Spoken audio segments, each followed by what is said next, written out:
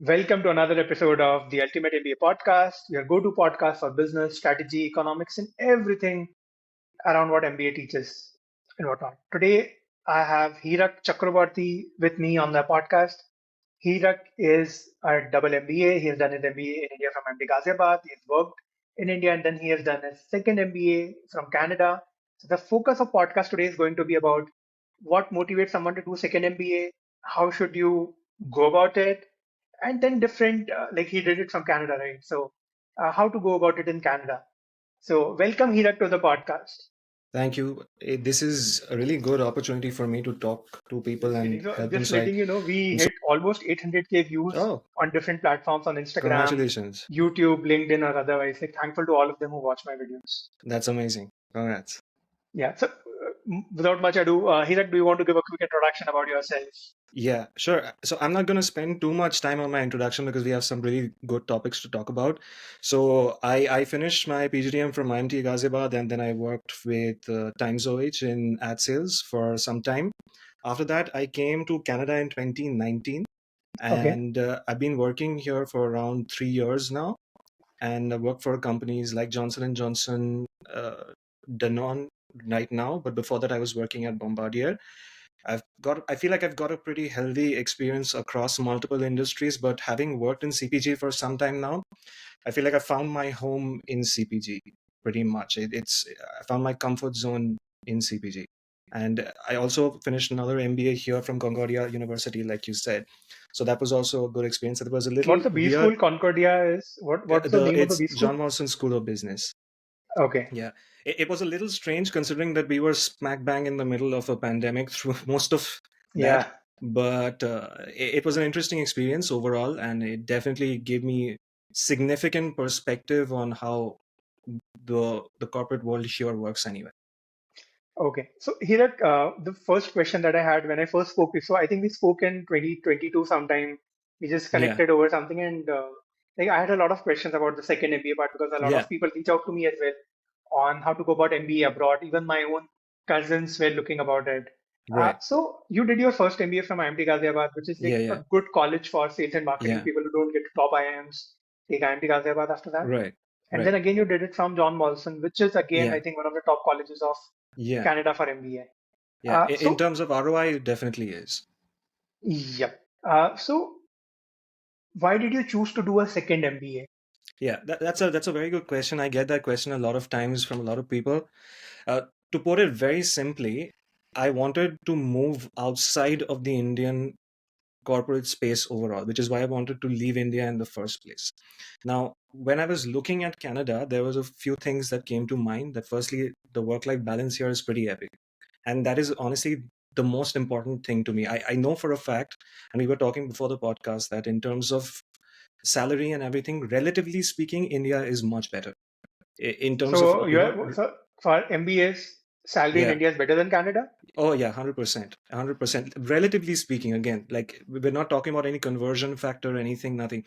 With the boom that I'm seeing in India, that I'm seeing my friends in India earning and everything else, it's significantly better. But I can safely say this, that in terms of work-life balance, in terms of the general empathy within the people that I'm working with, it's significantly better here. So that's the context of why I wanted to move to Canada in the first place.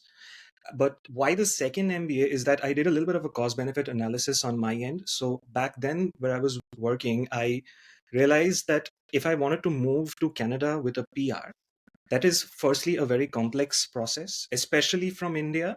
Takes months to get it done unless your company is actually doing it for you or something like that. Most of the times, that's not the case, right? Okay. You have to do it yourself. So you sort of have to wait for India. It's probably 6-7 months of waiting. On top of that, when you land in India, in Canada, you have nothing. Literally, you don't have a job, you don't have a place to stay, nothing at all, right? So you're essentially starting from zero with no job, and you are going to burn through your savings looking for a job. Most of the cases that I've seen, friends of mine or acquaintances of mine who've moved to Canada on a PR initially did not find a job for at least 2 to 3 months, and it's pretty expensive here. Most people come to Toronto, which is an insanely expensive city in the first place. So there's a lot of spending. And what happens is that, like I said, you burn through your savings. There's a lot of anxiety going on. You're not sure what is going to happen. And that overall anxiety just takes a toll on your mental health. So, based on this analysis, if we keep this to one side and park it, on the other hand, I realized that if I do this MBA from Concordia University, the MBAs here are very, very flexible. So essentially, on paper, it might be a 24-month MBA, MBA, but okay. you can finish this entire thing in 16 months. A lot of my friends have actually done it because the course is designed in such a way that you can do co-curricular activities to make up for credits. So that's what I did. What are those co-curricular activities? So a lot of them has to do with case competitions. The MBA courses here and the universities here have a lot of focus on case competitions, firstly. And secondly, there's a lot of pro bono work that you can do. A lot of pro bono consulting. You can do community programs and community outreach work. And that gives you credits that you can add to your course. So if there's like an overall pool of, say, 45 credits you have to earn, right? You can just do 30 credits worth of subjects, and you can finish the other 15 credits and by taking five co-curricular courses like pro bono consulting or do case competitions and things like that. So essentially, if you don't do an internship, you're done and dusted with it within 16 months. So Also, basically, yeah, go 24 ahead. months of MBA in 16 months, and then you Yeah, get a 3-year long work permit after this. exactly. So now we're coming to the climax of this The, entire thing. the crux. Yeah, exactly. So you can finish this thing off in 16 months. And yes, you will struggle a little bit in terms of finances as a student for 16 months. But then you can also work full time on the side. Now, back when I was doing the MBA from Concordia, you could work only part How time as a many hours student. were you able to work? 20, 20, And Concordia 20 is in hours per Montreal. week. By the way, people who are listening, Concordia is in the city of Montreal in Canada, which Yeah, is also the university town, like pretty much one of the yeah, most happening university town of North America yeah, after Boston, Massachusetts circle, right? yeah, pretty much. So, yeah, where was I? So, if you do this 16 months course, first of all, you get a 3-year work permit, right? So, Okay. that's a big help. You can aram se take a step back and apply for your PR within Canada, which is much simpler. The processing time is much faster. And that's one advantage. The second advantage is that if you have a Canadian education, you already get more points in your PR. Okay. So nowadays, I don't know if people keep an eye on the cutoffs for PR, but it's very, very high. It's 500 plus Yeah, anyways it's these days. crazy. It's crazy. So once you've done that course from the Canadian university, you can take the next 1 year to work, right? So you have a Canadian education. You can use the 3-year work permit. Out of that, you can use 1 year for your work experience. And Yeah. then automatically it pushes you to the Canadian experience class, CEC. And your score jumps up like anything. So It three takes years a of experience in India to and Canadian master's exactly. degree. Then you have 1 year experience as Canada. So Yeah. easily your CRS score will be 500 plus. Yeah, exactly. It becomes a cakewalk. Then it becomes a matter of ticking the right boxes. That's all. So, pretty much that's another advantage of doing it. And thirdly, is the fact that as immigrants, you have to understand that you are always around 5 steps behind everybody else, just in terms of, starting off your career here. So, having an MBA really gives you that push. The diploma, first of all, a 1 year course doesn't give you the 3-year work permit.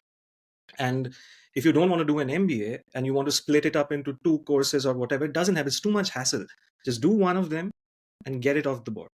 And I was lucky that Concordia, a friend of mine, shout out to my friend Soptik, who suggested this university to me. When I joined, their course fees was 20 lakhs because it's a government subsidized university, Okay.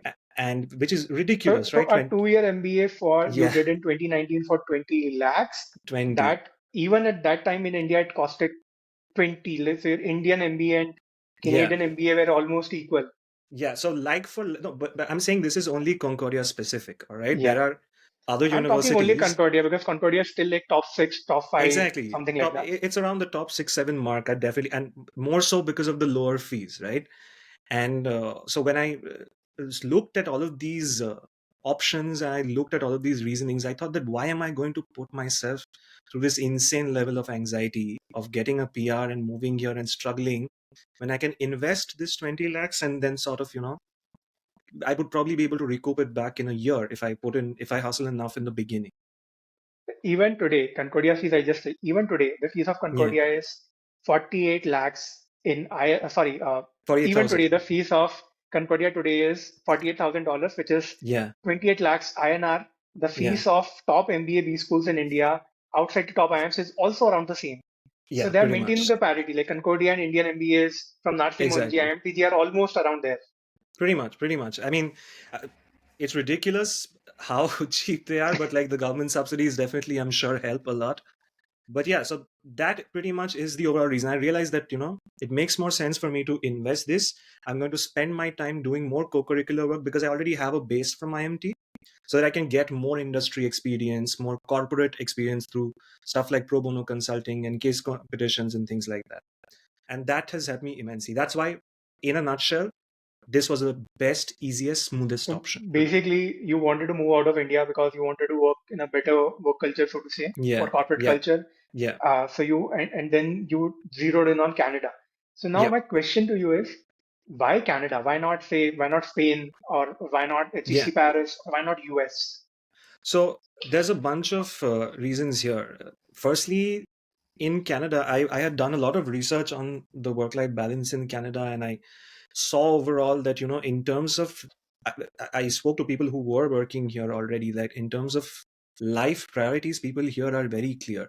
Like work and work is not everything. Just out here, my manager logs off at 5 and I don't, on a Friday, and I don't hear from her again until it's Monday the next week.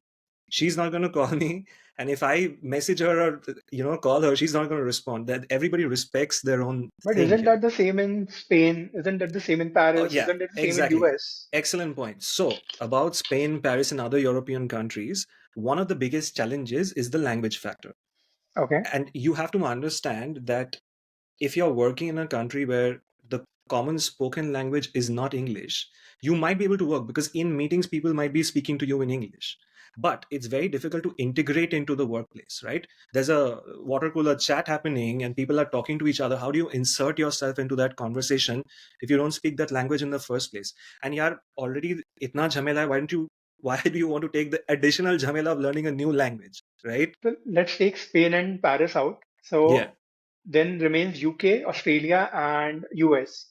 correct. So, okay, first, why not US? Okay, fair. So let's take UK first, all right? Yeah, I'll come to the US one because that's the closest to Canada overall. yeah, I'll come to that one. Australia, I didn't look overall because that was probably, I don't know, an oversight on my end. I was just not interested in the place okay, overall, to be candid with you. And in terms of UK, uh, just the overall economy at that time as well as now it's actually doing worse, but it's not doing well at all. So that is one more reason. It's not that Canada is outperforming everybody or something like that, but UK is in a significantly poor position, right? But Canada, another reason was, and now I'll come to the US part. So US okay, versus Canada, in terms of Canada, the number of universities, it might be less, but okay, makes the sense. ex but the ones that are there, the good B schools that are here, are really, really good, the ones that matter. So that's firstly. And secondly, the expenses in terms of doing it at Concordia University, I was thinking of applying to US universities as well. None of them would have had the kind of fee structure that Concordia has. At minimum, I would have to go for a good B school, I would have to look at, I don't know, like 90 to 100,000. And honestly, at that point of time, I was not willing to pay that much. I would rather So stay in India than pay that basically, for a much. US MBA in Indian currency, that is a minimum of 80 lakhs. Yeah, pretty Then, much. then outside that, you have a visa uncertainty as well That on is to very add. true. Exactly. I haven't even mentioned that. That's the default thing, right? So why would you take the US? I mean, when you're doing a 2 year course on paper, I'm saying on paper repeatedly, you do a 2 year course on paper and you get a 3 year work permit. I mean, you would have to be stupid at that point of time if to go to the US. And if I really have to work in the US, I can always transfer from my own company, which I might eventually plan to do like a couple of years or 3 years down the line. But I can do that at any point of time. But Most of the aren't they the bigger companies. economy? Like when you are trying to do an Yeah, yeah, MBA, there are 100%. Fortune 500 companies, I think, out of 500, 350 will be headquartered or founded in US. Absolutely. There is no comparison between the two economies. But again, there's two factors. Firstly, is the work life balance. I have friends who work there, and I have done my own research on this as well. And a lot of people have told me, and I've seen from my own research, that the Indian work culture and the US work culture sort of mirror each other to some extent. And Okay. I thought that if I have to dive back into the aggressiveness of it all, I would like to gain some experience overall in Canada. And Canada is a very good place to sort of gain that solid experience of working in North America, where it's not that intense. And at the same time, you get compensated well. People have empathy. There's a good work life balance. And like I said, if I have to move to the US, I can do it anytime through my current company. Not. I don't have to do it right now. Okay. So rounding it off, UK is off the list because of the economy, that their economy is right now, I think, on a very not so stable path. US is Hmm. because of the visa issues and the higher costs. Yeah. Canada gives you more flexibility. Hmm. So then Canada makes a bit more sense Yeah. Yeah. compared to And others. yeah, the PR process is so much simpler. The 3-year work permit, I mean, it was a no brainer for me. It's a longer strategy, so to say, is what you're saying. Yeah, but the thing is that you see, this is the thing. Like we have to get out of this mindset of constant rat race of itna paisa kamana hai, itna paisa kamana hai. I get it, paisa kamana hai, but mere ko hi kamana hai. But the whole thing is that I moved here not for the money. In the sense that if I wanted the money, I would have stayed in India. I would have probably earned a lot more than I do right now. Again, So relatively. breaking it down, you're working in Times OH, which is Yeah, like the OG of outdoor marketing. yeah, Like yeah. Times, जो Times of India group का, it's from Times of India group, right? Right, right, right. Yeah, And Bancoman. Yeah. do you want to share like what is your pay, so to say, like what was your opportunity cost of doing the MBA of Yeah, 16 sure. months that you lost there?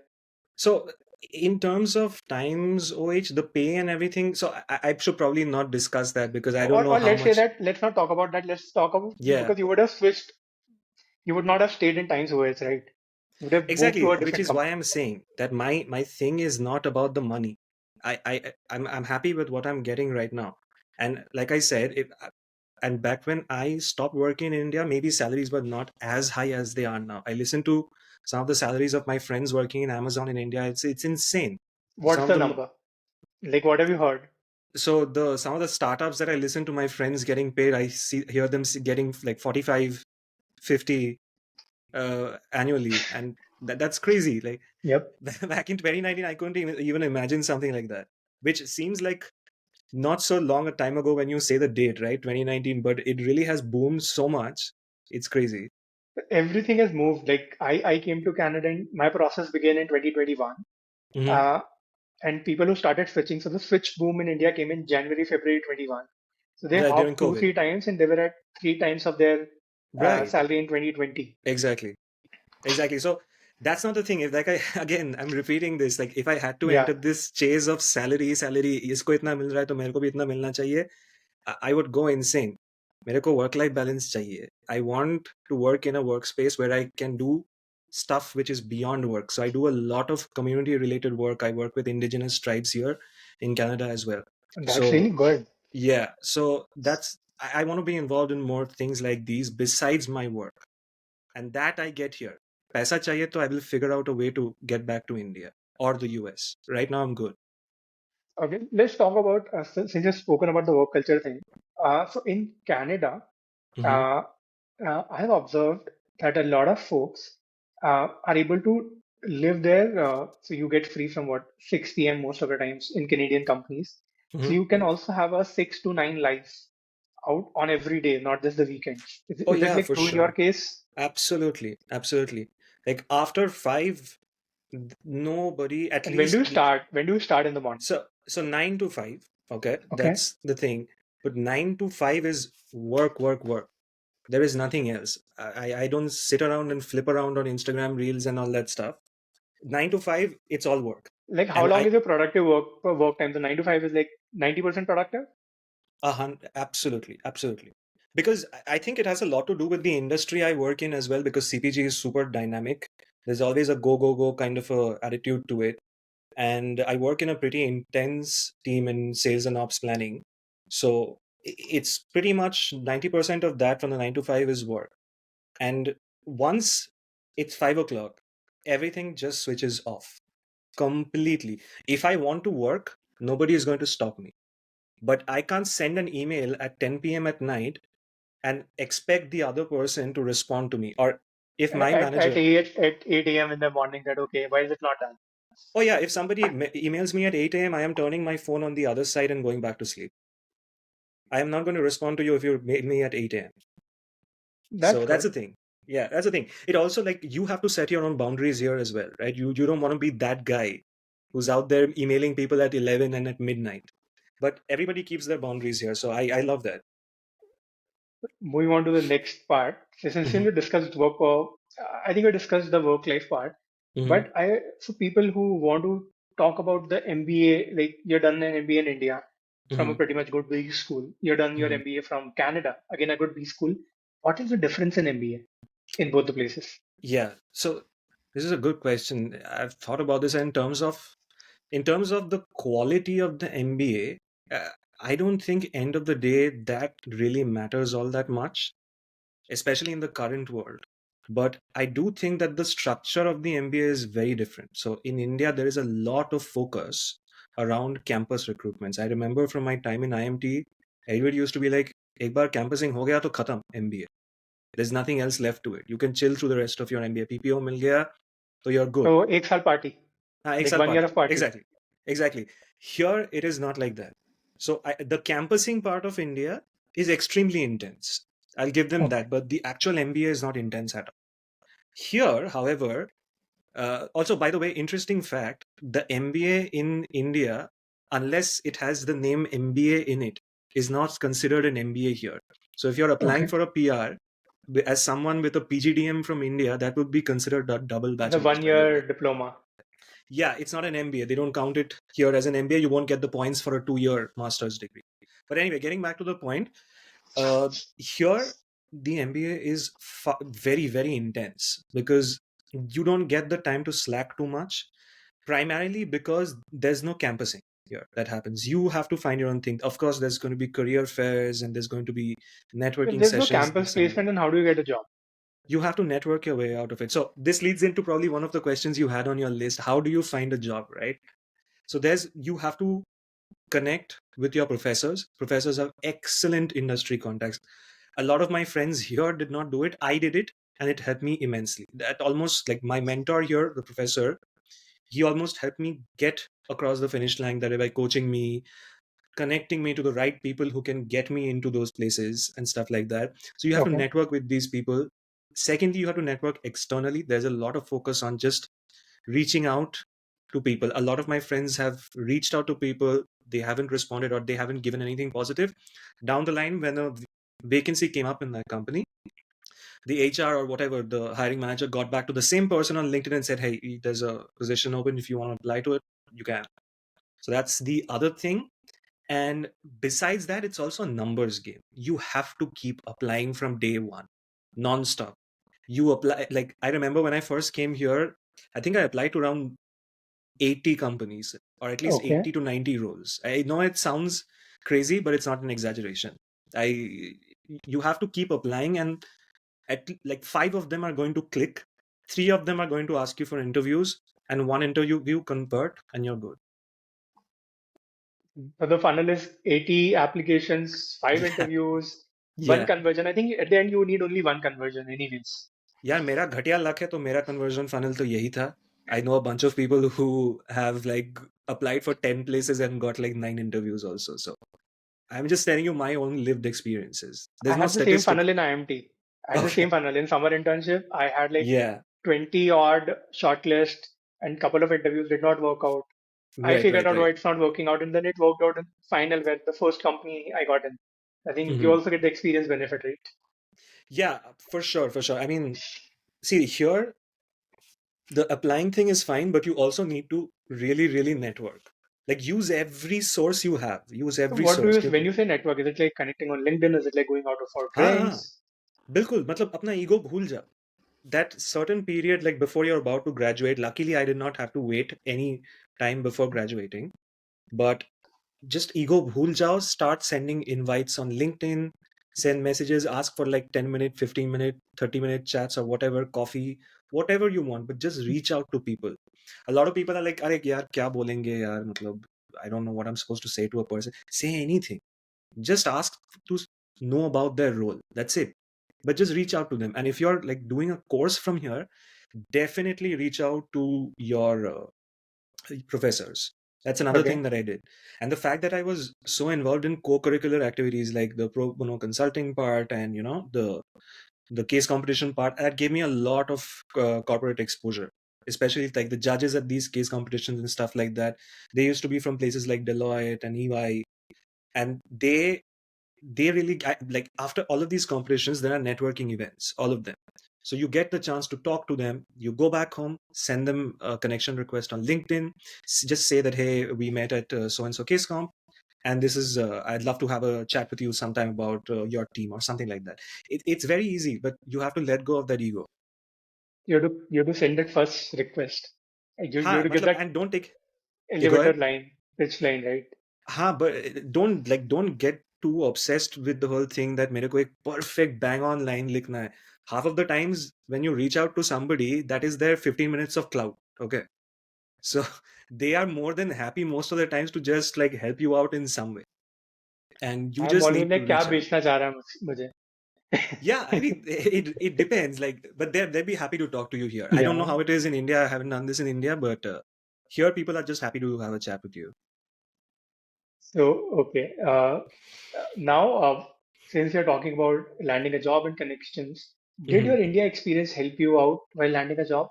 Yes, it helped me out big time. And this is something that needs to be addressed. I'm glad you raised this because in India, I don't know, I spoke to in general speak to a lot of people who reach out to me on LinkedIn. And most of them, I don't know where they get this impression that I don't have Canadian experience. I have worked for 3 companies here. None of them have asked me about Canadian experience till date. Even when I joined Danone, they counted my past experience as experience. Nobody But cares then, about it. a devil's advocate, since you have a Hmm. Canadian MBA and that too from Hmm. a good place, Yeah. are they are they overlooking the part? Let's say someone who came on a PR Hmm. and Hmm. now they're applying for jobs and not in Hmm. tech. Yeah. Is that Canadian experience an hindrance for them? The Canadian experience, not having Canadian experience is not a problem. I am going to reiterate this because right now in Danone, I have so many people who do not have Canadian experience at all, and they just joined and they came from PR, people from Pakistan and India who came on PR, and they got it because of their extensive CPG experience back home.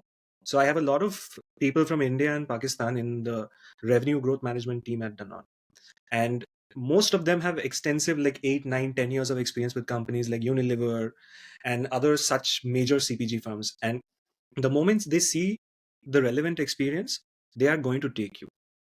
This whole myth about Canadian experience nahi hai to problem hai ye wo, this is a myth. This is a bunch of nonsense which is fed by like all of these immigration consultants back home in India, and these poor people, they come and suffer over here thinking that mere paas kuch nahi hai. But that's not the case. It really does not matter. It does matter in one field though, by the way. If you want to get into sales like cam roles and stuff like that, then you need to have an understanding of the market and like what is the retail landscape. Then it might matter. Otherwise it doesn't. Not if you're working in things like strategy or planning or whatever. Basically, when you need to because the sales structure of India is so different, the distribution Exactly. is so different that Yeah. you need to have some understanding of how things are. You do not have Exactly. distributor and hub and spoke model and all of that, yeah, right? हाँ, correct, correct. वो scene मतलब it's radically different here. So you have to have a little bit of experience that way. So the question that I wanted to ask you out, and it Hmm. might you might turn it off as well if you don't want to Yeah. respond. Yeah. But what is your ROI on MBA in Canada? Like let's calculate your fees, Yeah. maybe a bit of opportunity cost on how much you would have earned in India uh, if you're not doing Okay. MBA. Then in Okay. how many years were you able to recoup that amount? Okay. So I don't want to launch into an extensive calculation of the Just ROI. just a, just a Yeah, but ballpark. net I can tell you how I can tell you how I recouped it. Does that make Yeah, sense? Would yeah, that you be helpful? can. Okay, so how I recouped it. All right. So the whole 20 lakh thing, I can tell you that is one part of it, right? So a large chunk of it was I paid off through whatever like savings and everything else. But yeah, that was the biggest chunk of it that I paid off. But also, I extensively participated in case competitions where uh, I placed in quite a few of them. and there was prize money from it. Every time, every source of income that I was getting, I was using it to pay off the loan overall. And Okay. so whatever my income was from these case competitions, I've used it to pay it off. Then any kind of part-time jobs that I was doing, any kind of small scale consulting that I was doing on a freelance basis, I use it to pay it off, which wasn't much. But also Montreal is a very cheap city to live in. I put in the time to struggle a little bit in the beginning where I was, sharing accommodations and stuff like that. Most people come here and they think they can take their own apartment. It doesn't work like that. You have to share your living space. Now, 3 years down the line, I have my own apartment, but back then I was sharing my living spaces with two other people or whatever it is. So that significantly cut down on my overall expenses.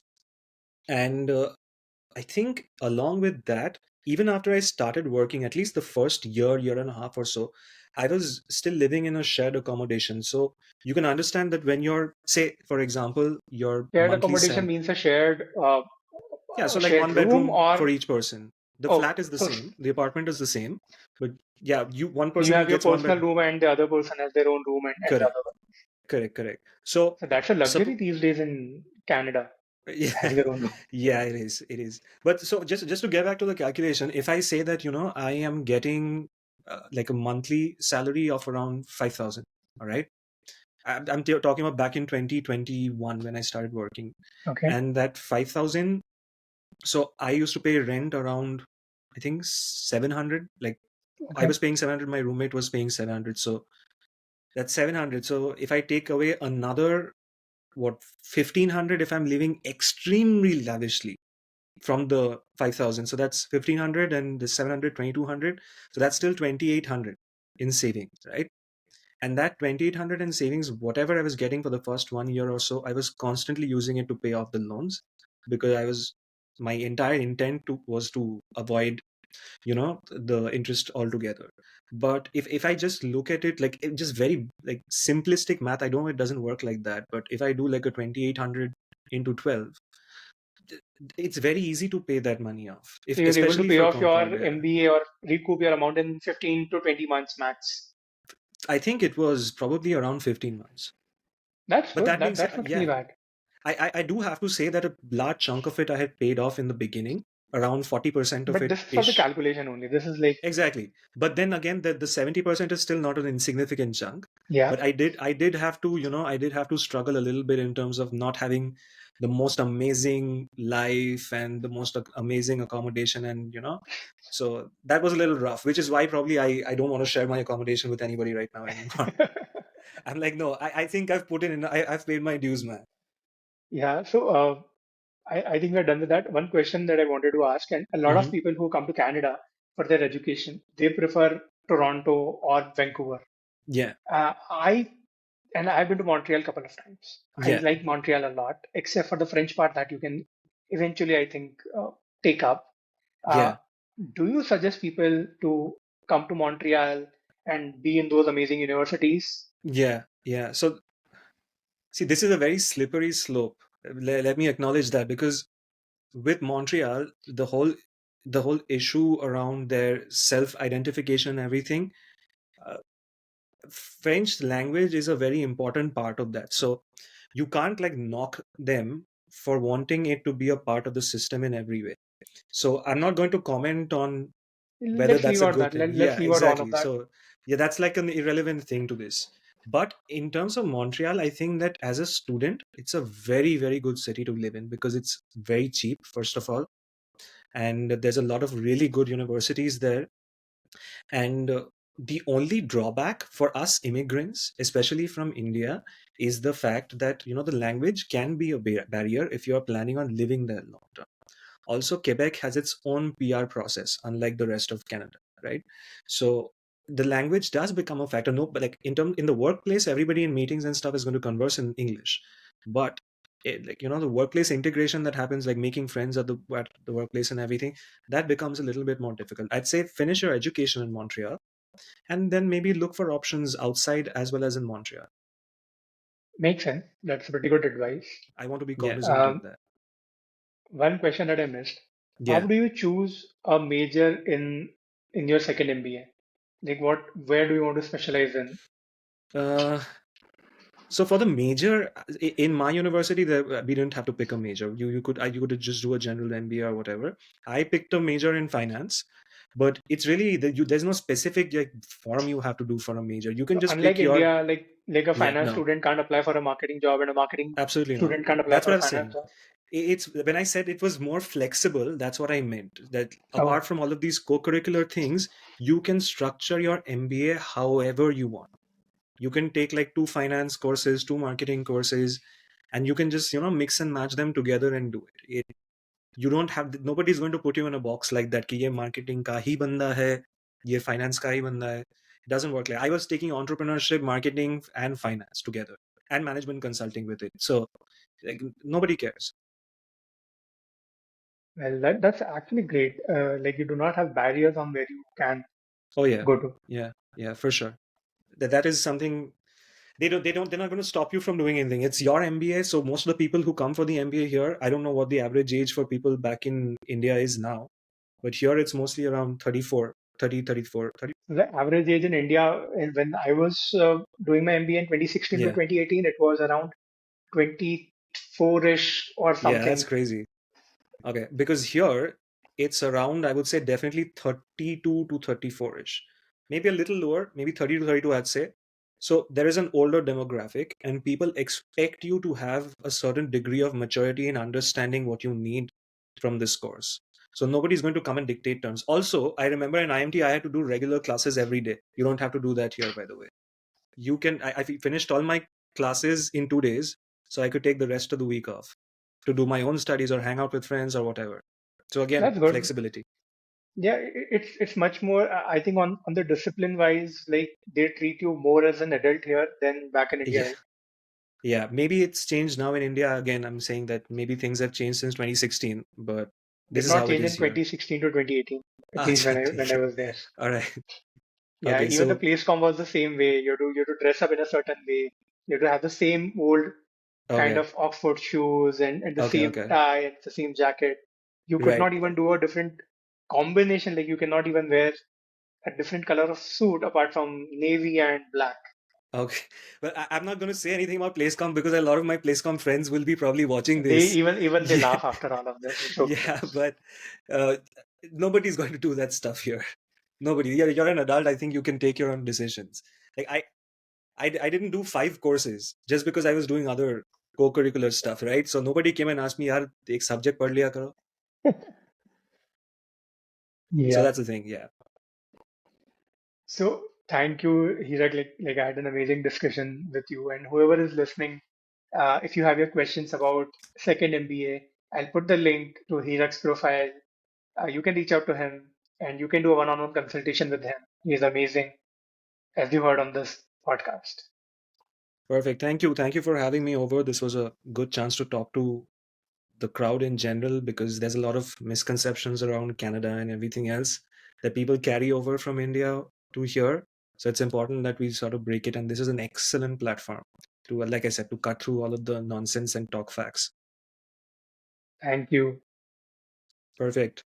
So Thank you. don't close it. Hmm. Like it Yeah. will. So I'm at the end of my questions. I Okay. got a lot of idea around it. Is there something that you want to cover, or is there something that you want to talk to about an aspect of second MBA that I missed on? Yeah, no, I don't have anything specific to say. I would say that, if you are looking at something like a second MBA, which by the way, I'm getting more and more requests from LinkedIn. I have people connecting with me and talking to me about it.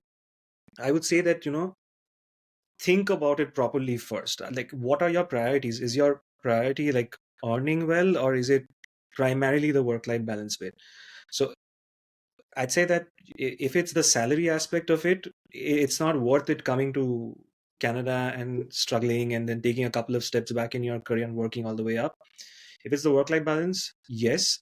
And for the MBA bit, I would say that, think about it. If you can talk to your organization, you get a PR separately, and through your organization, you can transfer to their Canada office or whatever it is. Do that. If you do not have that option, then look for something like a second MBA. because I don't want to, like, the investment part is not easy for everyone, right? I come from a place of privilege, so I have that access to those funds. Not everybody comes from that place of privilege, so I want I want to be cognizant of that.